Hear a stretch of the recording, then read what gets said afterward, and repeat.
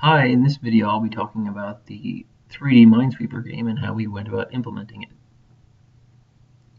So first, to talk about some of the assets that we took off of the store, you can see in the scene view, if I get close here,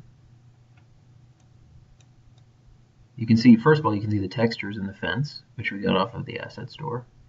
And then if I deactivate this mound, you can see the bomb that we also got off the asset store. We also got this shovel model that hangs in front of the game screen off of the asset store. And the flag we also got off of the asset store that you plant in the mound to mark it as a bomb tile.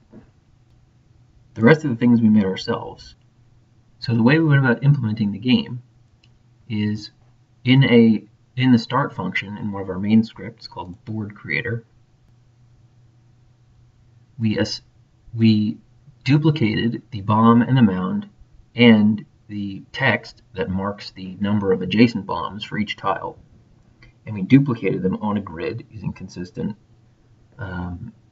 coordinate values to represent each tile.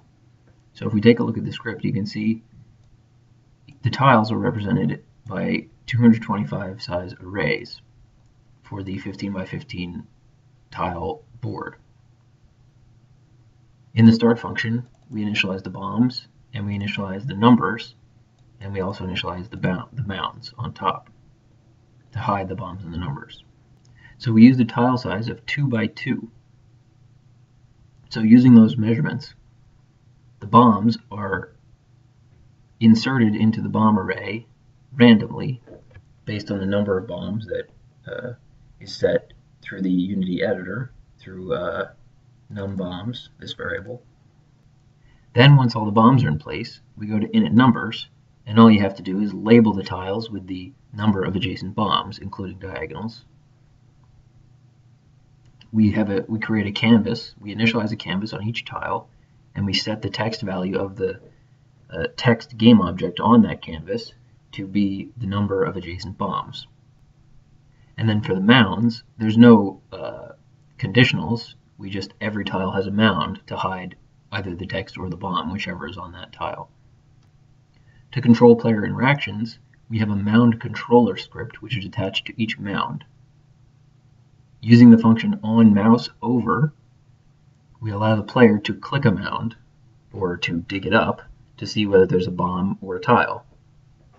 If the player right-clicks on the mound, then that tile is marked with a flag using the markTile function. In the digTile function, first a sound is played, and after that we search a small radius to find objects that are either bombs or numbers. If there's a bomb object, then we play the explode bomb. We do the explode bomb function, and we play the explode bomb sound. If the nearby object is a number, tagged as number, then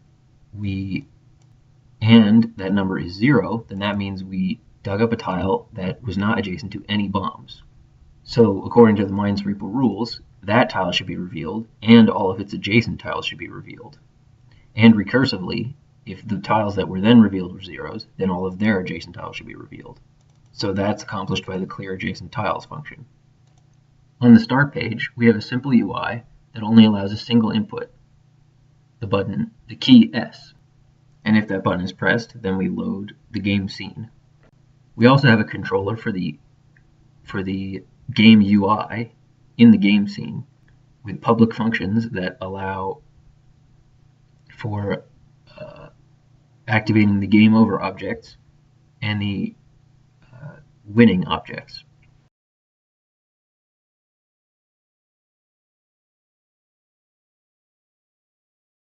Which display canvas items to alert the viewer that he either won or lost.